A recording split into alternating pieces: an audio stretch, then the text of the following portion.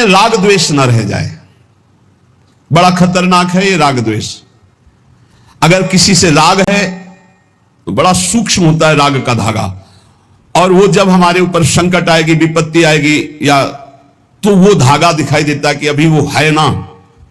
द्रौपदी जी को पहले श्री कृष्ण याद नहीं आए, 5 महारथी पति है रथी, वो याद आए, फिर भीष्म आदि याद आए, फिर अपनी भुजाओं का बल, फिर दांतों का बल, और जब निर्बल तब महाबल। सुनेरी मैंने निर्बल के बल राम, महाबल प्रभु श्री कृष्ण का तब जागृत हुआ। यह राग बहुत खतरनाक है, किसी से राग ना करें। यही राग जब प्रियालाल के चरणों में अर्पित हो जाता है तो अनुराग कहलाता है। जब शरीर भोग, शरीर संबंधी, यही बहुत फंसाव वाला जन्म मरण चक्र का मूल यही राग है। और जब इसमें बाधा पड़ती तो द्वेष हो जाता है। द्वेष बहुत खतरनाक है। भजन कर रहे हैं, कई वर्ष पहले किसी ने कुछ कहा, याद आ गया और जलने लगा हृदय, उसकी पूरी सामने झांकी है, भजन कर रहे हैं प्रभु का, और झांकी है उस द्वेष जिससे हुआ है, और हृदय जलने लगा। या कभी वो सामने पड़ गया तो देखकर जल। द्वेष ना होने पावे अजात शत्रु ते सदा, भक्त अजात शत्रु होता है, एक भी पूरा सृष्टि में शत्रु ना होने पावे। तो बोले क्या भक्त से क्रोध लीला नहीं होती? क्या भक्त क्रोध नहीं करता जैसे द्वेषी पुरुष करते हैं? बोले होता है, लेकिन भक्त का द्वेष ऐसा होता है जैसे जल में रकील खींचो, कितने सेकेंड, बस जितने में खींच रहे उतने में, इसके बाद नहीं। ऐसा नहीं कि उसके चिंतन में आएगा कि वो बहुत दुष्ट है, ऐसा कभी नहीं आएगा। अगर कभी ऐसा दिखाई दे रहा है तो वैसे जल में जैसे ऐसे, बस ऐसे किया खत्म।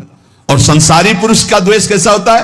पत्थर की रकील खींच दो तो बनी की बनी, और वो जल की रकील, जल में ऐसे रकील खींचो, एक सेकंड में खत्म। ऐसे भक्त का आवेश होता है, कोई धर्म विरुद्ध या इष्ट विरुद्ध या ऐसा तो एकदम वो आवेश दिखाई देगा, लेकिन उसी क्षण वो तत्काल बिल्कुल द्वेष किंचन मात्र नहीं, किंचन मात्र मंगल की भावना नहीं। अगर राग द्वेष है तो फिर वो भक्त कैसा?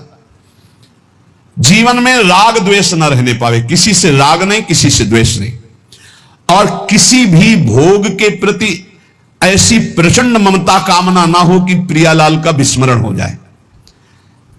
प्रियालाल का स्मरण करते हुए धर्मयुक्त भोग को जीवन यापन के लिए स्वीकार किया गया है। प्रियालाल का स्मरण चल रहा है और शास्त्र सम्मत धर्मयुक्त भोग है जीवन यापन के लिए, लेकिन शास्त्र विरुद्ध प्रियालाल का विस्मरण करा दे ऐसा भोग भक्तजन स्वीकार नहीं करते, और जो स्वीकार करते हैं वो भक्त नहीं होते। राग द्वेष भक्त के जीवन में नहीं होता, और ऐसी भोग कामना नहीं होती जो भगवत विस्मरण करा दे या शास्त्र विरुद्ध हो। अगर शास्त्र विरुद्ध और भगवत विस्मरण कराने वाली भोग वासना, वो फिर अभी भक्ति रंग नहीं लाई। तीसरा, भजन करते हुए इसी 8वें पंक्ति में 3 बातें। पहला राग द्वेष, दूसरा भोग ममता कामना का जो विषय है वो इष्ट चिंतन और धर्म शास्त्र सम्मत। तीसरा, मद अभिमान नहीं आना चाहिए। भक्ति में भी अभिमान जागृत हो जाता है, सामने वाला ऐसा है, सामने वाला ऐसा है, जहां परदोष दर्शन होने लगे वहां जान लेना अभिमान आ गया है। बिना गुणाभिमान हुए दूसरे में दोष दर्शन नहीं हो सकता। अभिमान की पहचान दूसरों में दोष दर्शन, अपने में गुण का भाव, गुण का आरोप, अपने में गुण का अभिमान, दूसरे में दोष दर्शन, ये पतन का लक्षण है, सिर्फ पतन का लक्षण। ऐसा हो जाए तो प्रभु के सामने चिल्ला के रो, बचा लो प्रभु बचाओ, अभिमान आ गया। भगवान को अभिमान बिल्कुल पसंद नहीं है। दैन्यता से भगवान प्यार करते हैं और अभिमान से भगवान रोष करते हैं।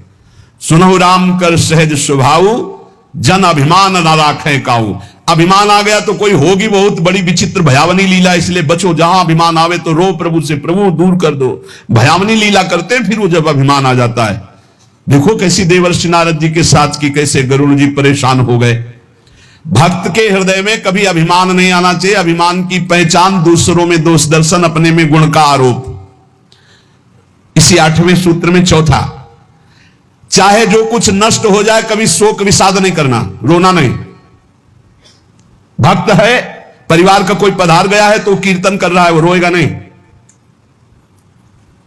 ये रोना केवल मोह ममता का क्षेत्र है और नहीं रोना चाहिए। जब अब गीता जी का पीछे व्याख्या चल रही थी तो जो रोज सुनते हैं उनको याद होगा, रोने वाले के आंसू और नाक लार सब उस जीवात्मा को पीना पड़ता है जो पधार गया है। कभी नहीं रोना चाहिए। उस समय नाम कीर्तन करना चाहिए, भगवत यश गुणगान करना चाहिए, उस जीवात्मा के मंगल के लिए भगवान का नाम जप करके देना चाहिए, रोना नहीं। कुछ भी नष्ट हो जाए, कोई भी मर जाए, शोक विषाद नहीं करना, रोना नहीं। ये भक्ति के मार्ग का विषय है। मंजीरा उठाओ, सब मिलकर कीर्तन करो और भगवान का यश गान करते हुए उनकी अंतिम यात्रा। भक्तों की तो मृत्यु भी महोत्सव होती है। संसारी लोगों के लिए छाती पीटते हैं लोग, उनके मरे हुए व्यक्ति की छाती में नहीं, ऐसे ऐसे पीटते हैं, वैसे पीटते हैं। और जब वो पीट के रो रहे हो, घर वाले तब पूछना कि तुम क्यों रो रहे हो, तब असलियत पता चलती। वो रो नहीं रहा उसके लिए कि इसलिए रो रहा है, वो अपने लिए रो रहा है कि हम जो चाहा अपने लिए, बस अपनी कामना की पूर्ति के लिए। भक्त को कभी ऐसा नहीं करना। कोई पधार गया बहुत गंभीर, कोई रोए तो डांट देना चाहिए, चुप शांत नहीं रोना। उस जीव को क्यों कष्ट देना। अब तो नाम कीर्तन, मान लो 50 लोग आए, 50 लोग नाम कीर्तन करो और फिर उसको भगवान के मार्ग में अग्रसर हो, आगे जहां जीवात्मा जाए उसका अच्छी जगह जन्म हो, उत्तम कुलवान भक्तवानों के घर में जन्म हो, भगवत प्राप्ति हो जाए उसको। ऐसे नाम कीर्तन करके उसको प्रदान करो, तब तो बढ़िया बन जाएगा। ये सब बैठे बैठे वो इधर उधर की बातें उच्चारण करके रोना, ये सब कुछ भी नष्ट हो जाए। भक्त के आंसू सिर्फ भगवान के लिए गिरते, ध्यान रखना। भक्त की आंसू रूपी धरोहर सिर्फ भगवान के लिए काट दिया जाए तो भी आंसू नहीं गिरेंगे। भगवान के लिए ही आंसू गिरने चाहिए।